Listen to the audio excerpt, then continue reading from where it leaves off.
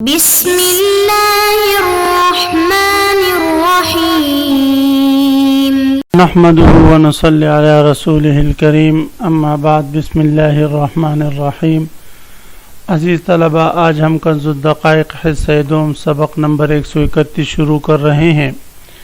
اس سبق میں ہم باب ما یدعیہ الرجلان سے متعلق پڑھیں گے۔ آج کے سبق کا خلاصہ یہ ہے کہ اگر ایک بڑا گھر ایسا ہے کہ اس میں 12 کمرے ہیں، 12 کمروں میں سے 10 کمرے ایک بندے کی ملکیت ہے اور 2 کمرے دوسرے بندے کی ملکیت ہے، اور باہر صحن کے بارے میں معلوم نہیں کہ یہ اب ان دونوں کا کتنا حصہ اس میں ہے، تو فرماتے ہیں اس صحن پر اگر ان کا تنازع ہو جائے تو وہ صحن ان دونوں کے درمیان برابر تقسیم کیا جائے گا۔ اس کی وجہ اور تفصیل کتاب میں آ رہی ہے۔ چلتے ہیں کتاب کی طرف۔ عزیز طلبہ، تو سب سے پہلے ہم عبارت پڑھتے ہیں: عشرۃ ابیات من دار فی یدہ وبیت فی ید آخر فساحۃ نصفان ادعا كل أرضا أنها في يده ولبن أحدهما فيها أو بنى أو حفر فهي في يده كما لو برهن أنها في يده۔ سب سے پہلے ہم ترجمہ کرتے ہیں۔ مصنف علیہ الرحمہ فرماتے ہیں: عشرۃ ابیات، 10 کمرے ہوں، من دار ایک ہی، عشرۃ ابیات من دار ایک بڑے گھر کے 10 کمرے ہوں، فی یدی ہی ایک بندے کے قبضے میں، وبیت فی ید آخر اور اسی بڑے گھر کا ایک کمرہ دوسرے بندے کے قبضے میں ہو، یعنی کل اس گھر میں 11 کمرے تھے۔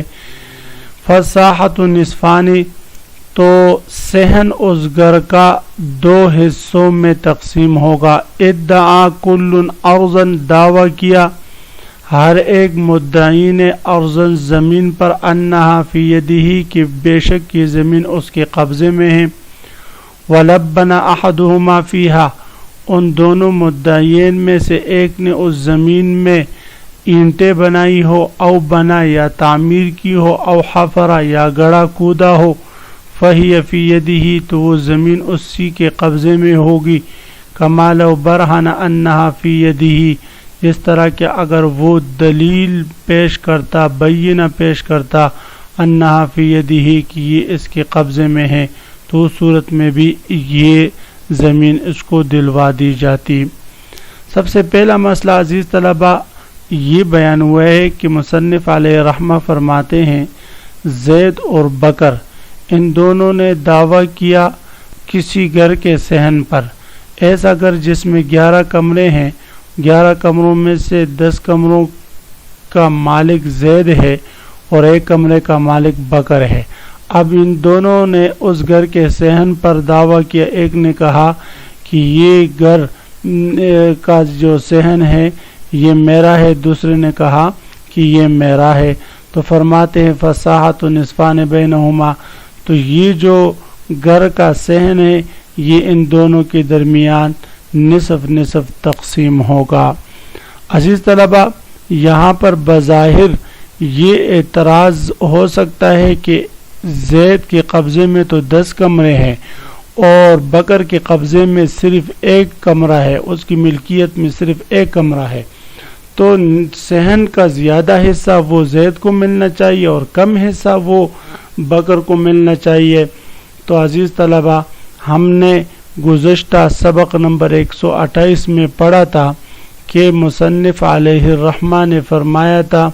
کہ ولا یرجح بزیادت عدد شہود، یعنی گواہوں کی تعداد کی کثرت کی بنا پر ایک مدعی کی بینہ کو دوسرے پر ترجیح نہیں دی جائے گی۔ تو اس سبق میں یہ ضابطہ میں نے بتایا تھا کہ دلیل کی قوت کے اعتبار سے ایک دلیل کو تو دوسرے پر ترجیح دی جا سکتی ہے، لیکن کثرت دلائل کے اعتبار سے، تعداد کی کثرت کے اعتبار سے ایک کو دوسرے پر ترجیح دینا یہ درست نہیں۔ اب اگر زید کے پاس ایک گھر کے 10 کمرے ہیں اور بکر کے پاس ایک ہی کمرہ ہے تو اس کے پاس صرف تعداد زیادہ ہے، تو کثرت تعداد کی وجہ سے ایک کے بینوں کو ہم دوسرے پر ترجیح نہیں دے سکتے۔ تو فرماتے عشرۃ ابیات من دار، 10 کمرے ہوں ایک ہی گھر کے، فی یدہ زید کے قبضے میں، وبیت اور ایک کمرہ فی ید آخر وہ بکر کے قبضے میں ہے، فصاحت نصفان اور صحن میں تنازع ہو جائے، ایک کہے کہ یہ صحن میرے یہاں سے یہاں تک ہے، دوسرا کہے میرے یہاں سے یہاں تک ہے، تو فصاحت نصفان تو وہ صحن دونوں کے درمیان نصف نصف تقسیم ہوگا۔ یہ نصف تقسیم کرنے کی ضرورت اس وقت پیش آئے گی عزیز طلبہ کہ جب دونوں کے پاس کوئی تحریر یا کوئی انتقالی رقعہ نہ ہو جس میں یہ لکھا ہوا ہو کہ اتنے گز صحن اس کا ہے اور اتنا گز اتنا ہے، یا اتنی زمین اس کی یا اتنی زمین اس کی ہے، تو اس صورت میں یہ نصف نصف تقسیم ہوگا۔ اور آج کل چونکہ فٹ جگہ کا کی بارے میں جو ہے تفتیش کی جاتی ہے، وہ لکھا جاتا ہے اور اس کے مالک کے نام پہ وہ کیا جاتا ہے، انتقال ہوا جاتا ہے، تو اس لیے فرماتے ہیں کہ اگر ایسی صورتحال ہے کہ انتقال موجود ہے اور ملکیت نامہ موجود ہے تو پھر اس صورت میں صرف دعویٰ کرنے سے وہ صحن ان کے درمیان تقسیم نہیں ہوگا، بلکہ جس کا جتنا صحن ہو تو اس کو اتنی اس کے بقدر دے دی جائے گی۔ عزیز طلب، اس صورت میں مالک کی کثیر ملکیت کو دے کر اس کو زیادہ حصہ دے دینا چاہیے تھا، لیکن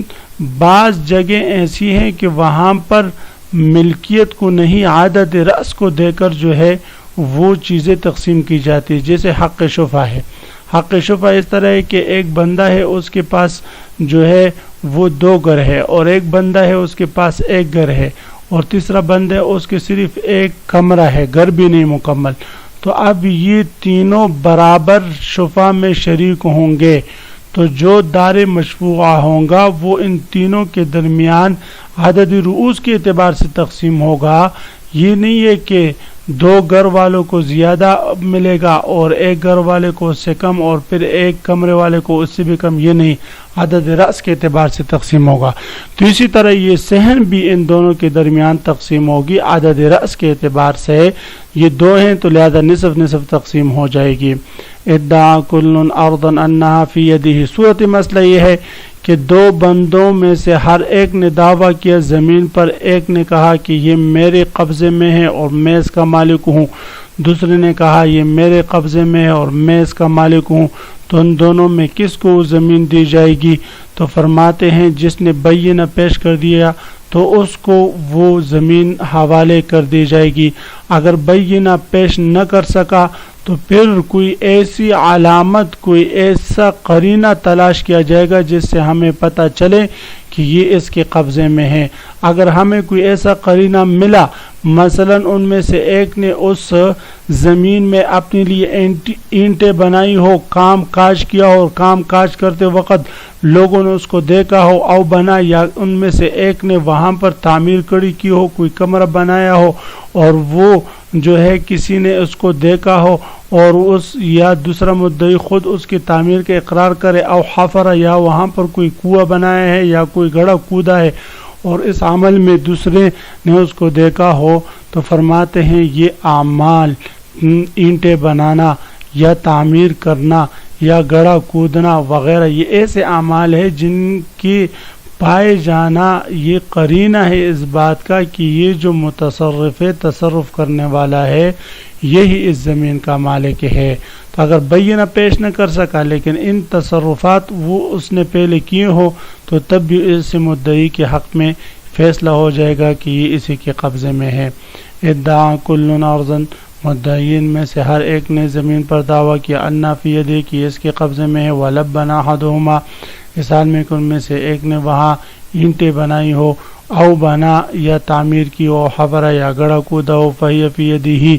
تو یہ زمین اسی کام کاج کرنے والے کے قبضے میں رہے گی۔ کمال و برانہ، جس طرح کہ اگر وہ بینہ پیش کرتا انا فی یدہ کہ اس کے قبضے میں ہے تو بینہ سے اس کے قبضے کا فیصلہ کیا جاتا ہے، اسی طرح اس میں بھی اس کے قبضے کا فیصلہ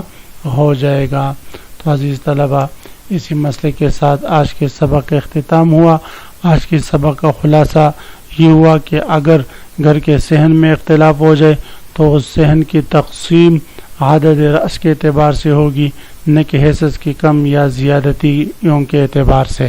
دوسرا مسئلہ ہم نے یہ پڑھا کہ زمین پر اگر کسی نے دعویٰ کر لیا تو زمین کس کے قبضے میں رہے گی؟ تو فرماتے ہیں جس نے اپنے قبضے پر کوئی قرینہ، کوئی بینہ پیش کر دیا یا کوئی قرینہ پیش کر دیا تو اسی کے قبضے میں رہے گی، اسی کی ملکیت میں رہے گی۔